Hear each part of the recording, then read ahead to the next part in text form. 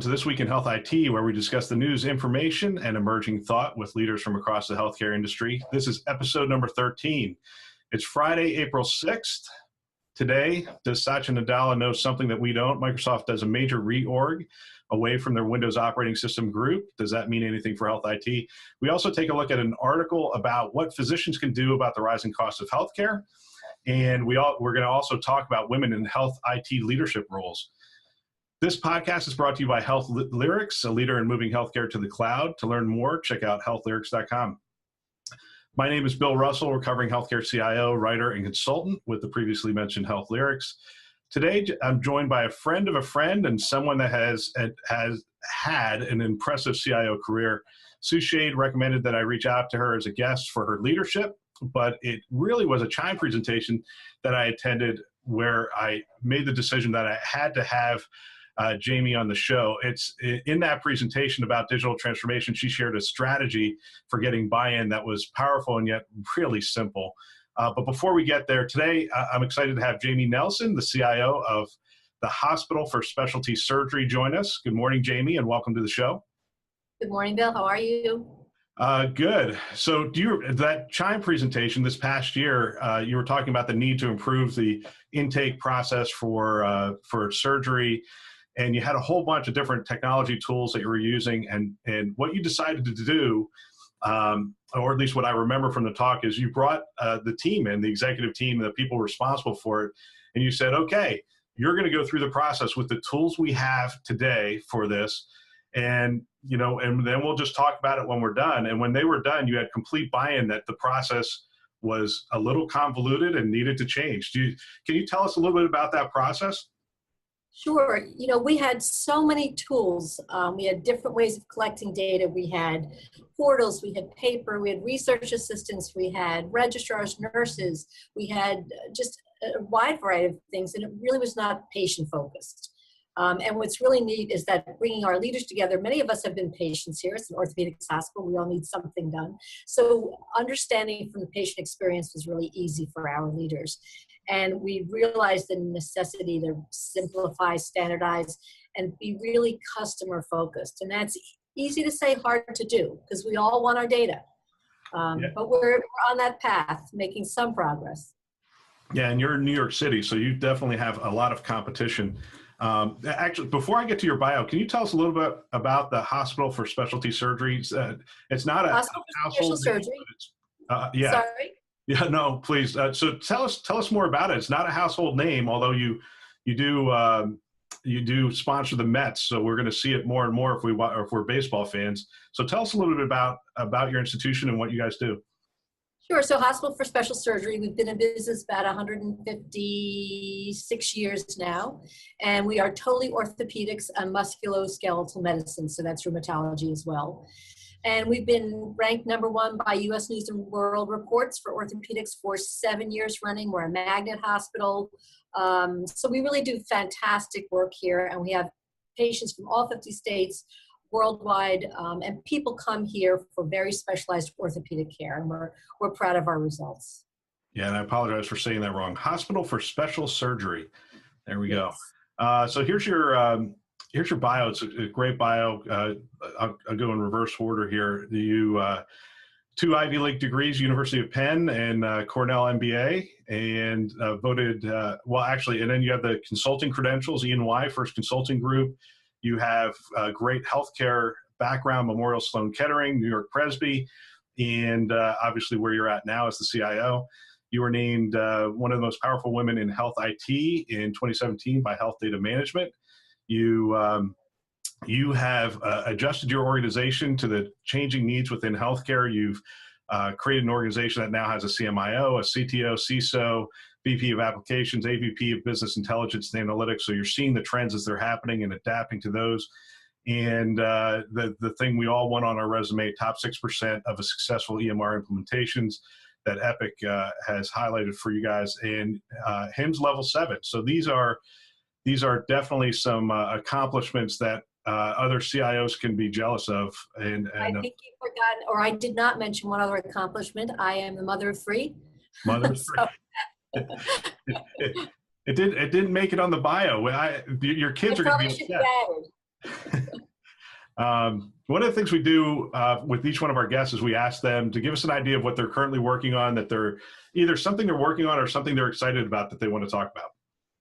Well, yeah, going back to the presentation at Chime, certainly on our digital journey, and we're doing things like streamlining the front end, adding patient photos, adding patient texting, online scheduling, and those things sound so fundamental, but in healthcare, we're not there yet.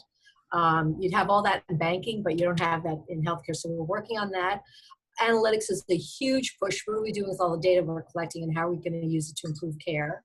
And then finally, telemedicine is just popping up all over the place. Every week there's another request across our desks to provide telemedicine. So lots of interesting technology-based initiatives going on. Yeah, so your reach is New York City, obviously, but you're expanding outside of New York City as well, aren't you? Yes, many of our patients come from outside our area.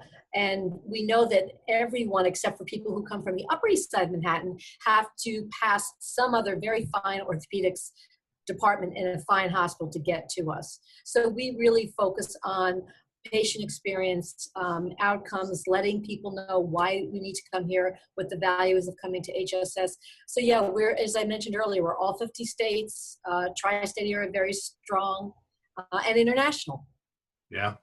And so the follow-up, obviously the follow-up with telehealth and whatnot becomes key, and even pre-surgery becomes key as well.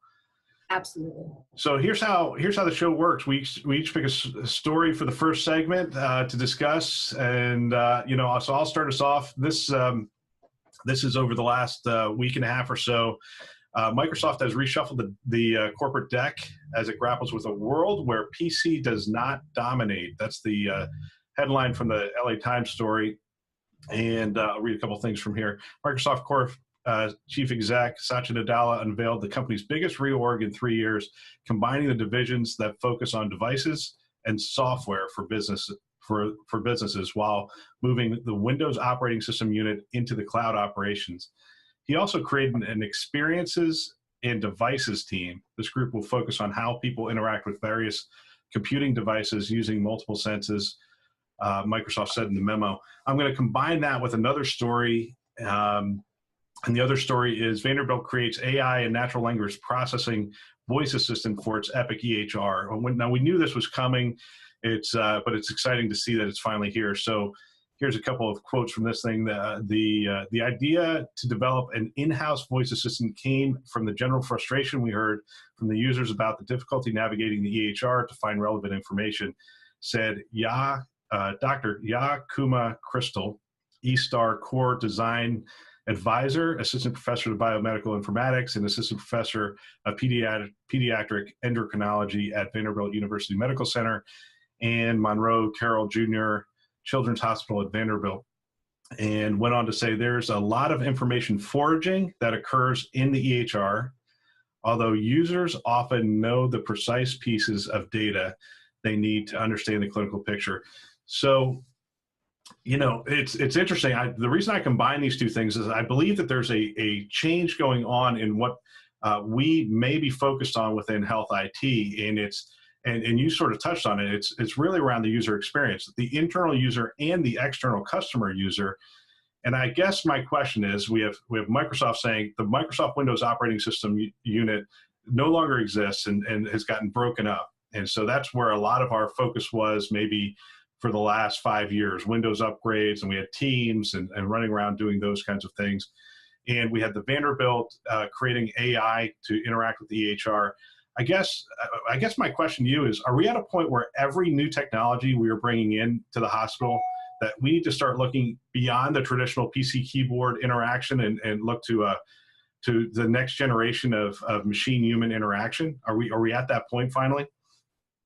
I think for physicians, we have to give them some sort of assistance. We've put this electronic medical record in front of them, but the user interface, the physician burnout that's created by constantly having to type is just overwhelming. So I think having these virtual assistants and using artificial intelligence to help formulate that is really brilliant, because they're going to stop using those records. They're not finding the value, and we need to create an environment that they can use these tools, because there is a tremendous amount of value of the data that we can harvest out of that in terms of improving care. So I think that what they're doing is just brilliant. And Microsoft, doesn't want to be the next Kodak. So they have to move with where the technology is, or push us. And again, they're looking at the cloud. Their Azure platform is very, very popular. And I think from use cases, analytics and the cloud are just natural partners. And that's I think for many of us looking at cloud computing, that's a great first step. What kind of analytics can we not do on campus? Do we want to put up in the cloud just to test the waters, and then maybe move in that direction? So I think they're doing very smart, taking very smart steps here. Yeah, I remember when Bill Gates, some of us are old enough, you can see my gray hair. Bill Gates was talking about information at your fingertips. And it's really not at your fingertips anymore. It's really at your words. And we're seeing that with TVs. We can now change channels and do stuff with TVs. We can do that with music, obviously with news, podcasts, you name it, on Alexa. And it seems like now what we're saying is there's this ton of information behind that front door of the EHR that we can get to with our voice to say, give me the most recent vitals, give me the information about the most recent image, or those kind of things. You have been able to adapt. So you've created all those roles that we talked about earlier. What are the next couple of roles you think we might be seeing within health IT if the keyboard mouse operating system paradigm starts to shift to more of a voice interaction and those kinds of things? Are we going to see more? We've already seen some more chief digital officers, but are we going to see more chief experience officers? Are we going to start to partner with maybe digital agencies that are going to come in and really start to look at how we interact with the machines? Or what do you think the next role that we should prepare for in IT is? Well, one thing that we're doing is for the patient piece is really coordinating with our marketing department, because they're the ones that know about digital patient experience and make it more like a shopping experience, something that we're all used to for other industries. In terms of clinicians, I think you need to make sure that whatever you're doing technologically, that it's physician-led, that they're the focus group. You can't build an EMR, put it in front of the clinician and expect them to use it. They have to be part of that process. I think that was one of our reasons we were so successful with Epic, is that we included our physicians from when we were looking at a system to building it, testing it, implementing it, training. They were with us. So I think that with voice technology and usability, we're going to have to do the same thing. We have to have, there's a lean principle about going to where the work is done and having the workers make those decisions. Physicians are workers. We really need to involve them as these technologies come forward. So the technologies will be easy to find. It's those physicians who have the time and inclination to help us prepare this in a way that's usable for them that's really going to be an important component. Yeah, absolutely. And I know at Providence, talking with Sarah and Aaron Martin, that they did the same thing around the consumer. They brought in consumer focus groups, and specifically around labor and delivery, they brought in a cohort of women that were all along the process, and created their tool for that specific group. With complete input from the women that were going through. And, it really reflected what questions they asked and what they were looking for. And we have to continue to do that. And that's one of the great skills of leading CIOs. All right, so I'm going to kick it over to you. Unless you have any closing comments, kick it over to you to take us to the next story. One closing comment. I was at HIMSS. I assume you were too this month or last month. I'm losing track. But voice was really touted as the technology of the future. Every session I went to. So that really circles back to what your point was. Well, I picked an article by Dr. Mukherjee that many of us have read some of his other works, but it was in the Times this week, and it was really about doctors being in the driver's seat of helping to control costs while still making sure that patients get the most effective treatments available to them. And I had just heard medical futurist or hospital futurist Joe Flower speak this week on the topic of waste in the system, and saying that a third of what we do in healthcare is waste. And that's a huge number. And it's due to, overdiagnosis, over testing, over treatment, administrative waste, all the things we know about. But this article really says that the physicians hold the key in understanding which treatments provide the most benefit to patients, but convincing patients. There's a really interesting statement where he said that there's this startling dissociation between cost and value. We all think things that have a high price have more worth. That's with the shirt you might buy or with the MRI you might buy. You don't mind spending $1,000 because you think it has more quality. But that may not always, and is not always true. So this article really talked about the need to understand through analytics, through different types of analyses, what treatments really are most effective. And using those and convincing patients that it's okay to skip a mammogram if you don't have a certain set of family traits, or not to get the latest test because it's really not necessary for your condition. But that's difficult. Yeah, it is. It is. And actually, he uses the example of Berlanta and Plavix, which my father had a similar story. I keep using my parents' stories, but I guess when your parents get to be 80 some odd years old, that's what we talk about. But he had that same thing, and it was interesting to read the article and realize there's really only a 2% difference in outcomes, but there's a significant difference in cost, and we experienced that as a family. There's a significant difference in cost, and he talked about the dilemma of a doctor. That is their job to convince them that the 2% isn't really necessary, so that they can stay within within budgets and not overspend. And how much of this burden do we put on physicians? That it is a really fascinating article. I would really recommend people to see it. It's in the New York Times magazine. Can doctors choose between saving lives and saving a fortune?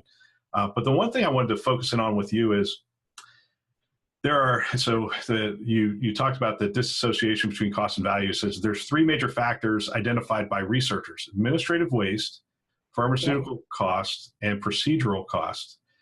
May provoke familiar sounding solutions to the cost of healthcare.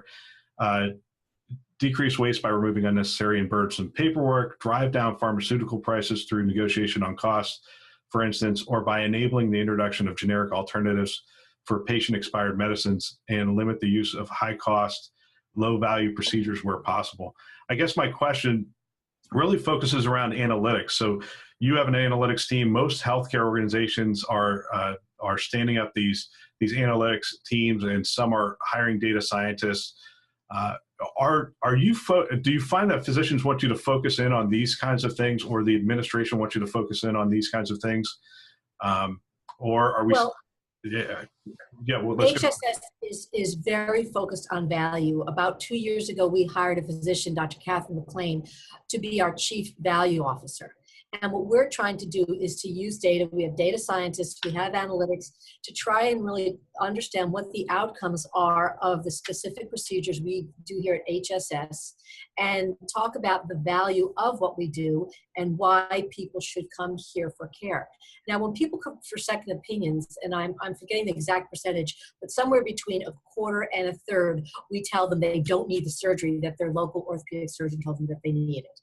Wow. So we're not about coming in, yep, you're here, we're gonna operate on you. We really do look at what's the best value treatment. So we're trying to put together data that helps us define that value proposition, and make sure that patients are being given the proper treatment for what their ailment is. So we're very focused on this, and orthopedics is often looked upon as a high cost segment of healthcare, but we want to make sure that the right people are being treated. Well, so it's real for us too. Can you give us an example of maybe some of the analytics, just one of the analytics projects you might be doing that would inform the organization or help the organization to make better decisions with regard to any area, administrative waste, quality, anything. Let's talk about going to a nursing home after you've had orthopedic surgery. We have data around which nursing homes have the best outcomes in our area. We are able to, and we can see that nursing homes that follow a set of guidelines that we provide for them and have our nurses calling to check on our patients while they're at nursing homes actually have much better outcomes. So this is not big data, crazy analytics. This is something that we can look at in a very controlled environment. And when you start there, you can just imagine with more data and other types of tools that you can come up with. But that's very simple. So shorter lengths of stays in nursing homes, less cost to the patient, less cost to the system. And we want patients home. We don't want them in facilities when they don't have to be. So that's a great example. That is a great example. And it is interesting. I think sometimes we make analytics to be way too complicated. There's so much data. I think the hardest thing is to determine what questions we're going to ask and what things we're going to try to solve. Well, machine learning, turns that whole thing upside down, because when you're using machine learning, often the questions come out of the data because we can't think of every question. But that's a really exciting prospect of moving forward and using some more sophisticated tools as we really collect more data. Absolutely. So let's kick into our next segment. Our next segment is Leadership or Tech Talk. This week we're going to explore the glass ceiling in health IT from a story that you wrote on LinkedIn. So I'm going to highlight your story. And the story title was Lessons Learned from Shattering the Glass Ceiling. And you really gave us three concepts, and I want to talk to you about these three concepts in terms of shattering the glass ceiling. Increase the pipeline,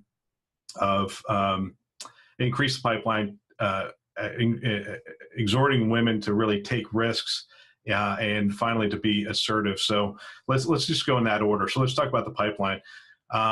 What's the makeup? I mean, if you have these numbers, what's the makeup of women in health IT today or leadership positions? And what are we doing today to maybe change that makeup, or what can we be doing to change that makeup? Sure. I don't have numbers for you, but I can tell you from my own experience, there are many seminars, sessions I go to where I am the only female leader, IT leader in the room, or just female leader in the room, period. So I think there is a real gap in terms of women in leadership. Now, as I wrote in the article at Hospital for Special Surgery, the top ranks are filled with women, which I feel very fortunate to be in this institution. But as you look out into IT across the industry, it's not really true. Women are a very small percentage. And we really need to change that, because diversity of thought and diversity of viewpoint really makes for a better outcome. And that's data driven. Right. So, we have to increase the funnel is essentially this concept. So should we get involved? How far down should we get involved? Should we get involved down in the grade school level, colleges? Are there programs we should be maybe encouraging women or girls, really? I mean, girls my daughter's age, to really pick up some of these skills and encouraging them that they can actually pursue careers in this field? We really should, because I don't think we're going to solve this one woman at a time. I think we have to get a large bolus of women who are young women coming through these STEM programs, through these technical programs. When you're the only female in a class of 10 engineering students, it doesn't feel great, and you may not stay there.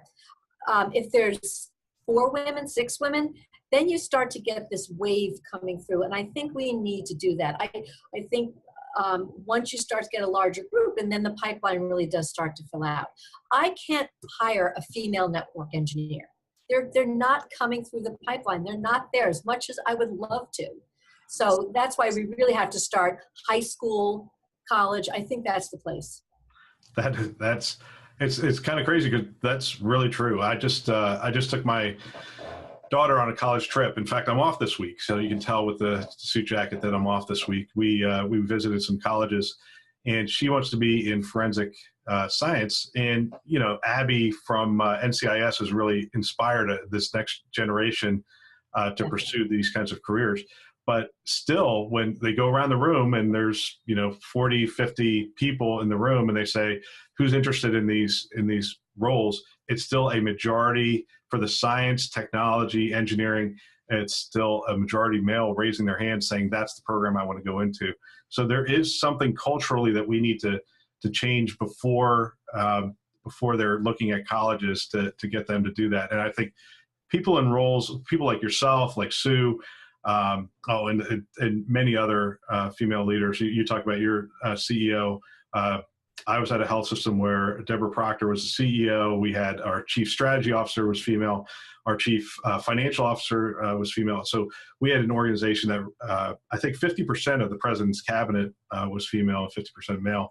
And that diversity of thought, I think, really led to really solid decision-making, looking at the entire process, and really taking things into account. Not necessarily that women think differently than men, although I think in a lot of cases they do, but but just having that diversity of thought sparks the conversation. So Bill, I think it's okay to say we're different. We are different. We're socialized differently. We think differently. That's okay. I think for many years, we didn't want to admit that there were differences and women just wanted to sort of fit in where they could. And I've come to think that that's wrong, that we have to identify that there are differences, that those differences are positive, and we have to, really embrace them and move forward with them. Right. So you go on, so you say, actually, I found this part to be interesting. You say women need to take more risks. And the how you highlight this is you say almost, you talk about that men are willing to jump into the next role, even though they know they're not qualified for it, but they'll figure it out as they go. Whereas women are more pragmatic and they say, well, no, I'm not ready for that role yet. And they try to get ready for that role before they step into it. So what are you encouraging women to do here in terms of taking risks? When women come to talk to me, I tell them, don't check off all 10 boxes. If you can check off 3 or 4 of your qualifications for that next role, go ahead, try for it, because we hold ourselves back in this way. And I was listening to a Hidden Brain podcast this morning when I was walking my dogs, and they were talking about how this happens from when girls are little. Girls are socialized. Be careful. Don't hurt yourself. Don't run. And when you have that, and boys say, go have fun, play, jump up, off the tree branch. So it starts from when we're very young. So that's how it is. And we have to recognize that and say, okay, it's all right to take these risks. So I always encourage women, a few boxes is good, try. The worst that can happen is you fail and then you figure something else out. That's how you grow. Yeah, and I would think almost anyone, including myself, when I took the CIO role, I was not ready for that CIO role. Now, I was confident in my skills. I knew I'd be able to figure it out. But in that first, I'd say 6 months in the role, I was completely overwhelmed trying to learn, all the things that you need to learn. And sometimes you just have to get in that situation to learn the situation. And I think that's what you're saying. You're saying, check off a couple of boxes, be confident in your skills, and then get out there, see what happens.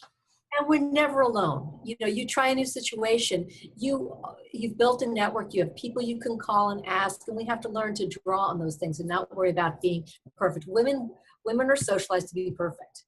And that's another issue. You've got to get past that. It's okay to ask for help, try new things, fail a little bit. It's really okay. Yeah, so your last thing is be assertive. I assume you're saying be assertive, not be aggressive, but you're saying stand up for yourself. I mean, if the ideas are yours, make your ideas known and those kinds of things.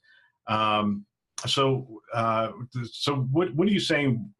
Give us more detail on what you're saying by women should be more assertive. Women have to learn to communicate so they're heard effectively. So and that's where I said in the article, you've really got to look at yourself. What is your communication style like? What type of language you're using? Where's your tone? Where's your eye contact? Where's your body language? And if you're able to communicate in a way that you can be heard, then that's really going to help bring you forward. And not being talked over, being able to say, stop, let me just repeat myself. I don't think you heard me. It's an okay thing to do. But again, it's getting out of our comfort zone and not worrying about hurting feelings or wanting to be liked. Those things we've got to push aside and really learn to kind of defend ourselves as we communicate, but in a respectful way. Yeah, it was interesting. A couple of weeks ago, John Halamka pointed out that the new CIO is not somebody with and he's got an MIT degree, but not the most technical person in the group, but almost a sociologist. And I pulled this, and this is the second week in a row I'm highlighting the story, and I think it's worth looking up. Korn Ferry did a story, the breakthrough formula for women CEOs. And it's worth a look. And they had 6 qualities for future CEOs. And as I was reading this, I was thinking of Halamka's comment, which is there's nothing distinctively technical or male about these things. So it's differentiating skills for future CEOs, engages and inspires, develops talent, builds effective teams, directs works, has courage, manages ambiguity. And, when I talk to my 2 daughters and even my son, and we talk about these things, I say, you probably need something to start your career that you're really good at. And it could be accounting, engineering, it could be, technical.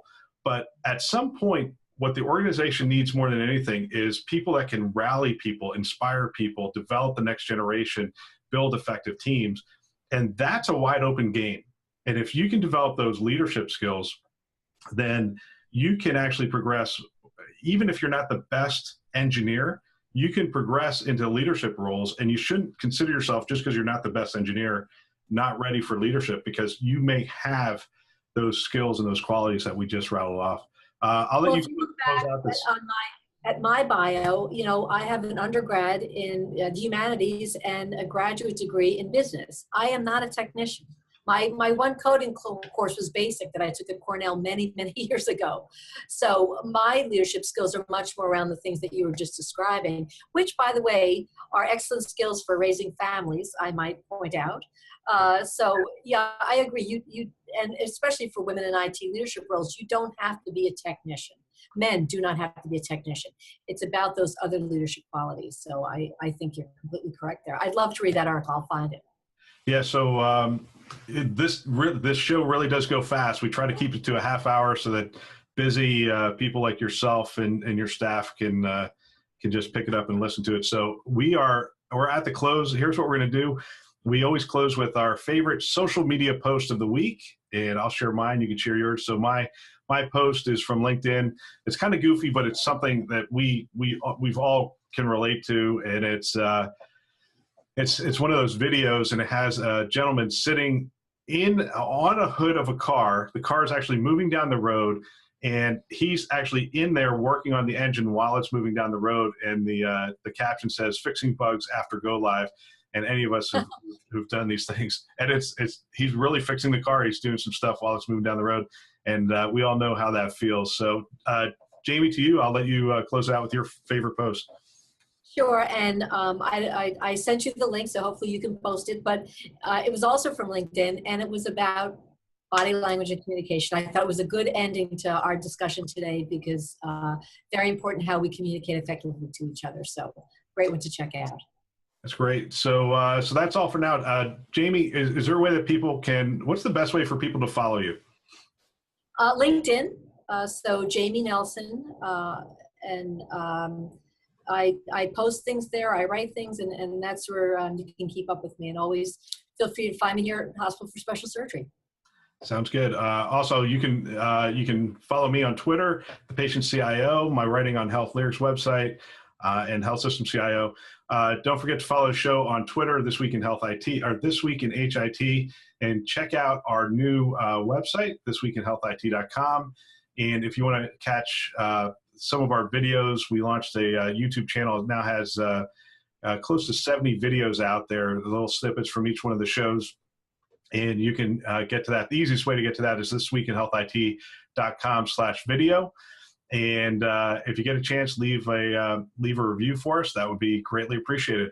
Please come back every Friday for more news, information, and emerging thought from industry influencers. Thank you very much. That's all for now.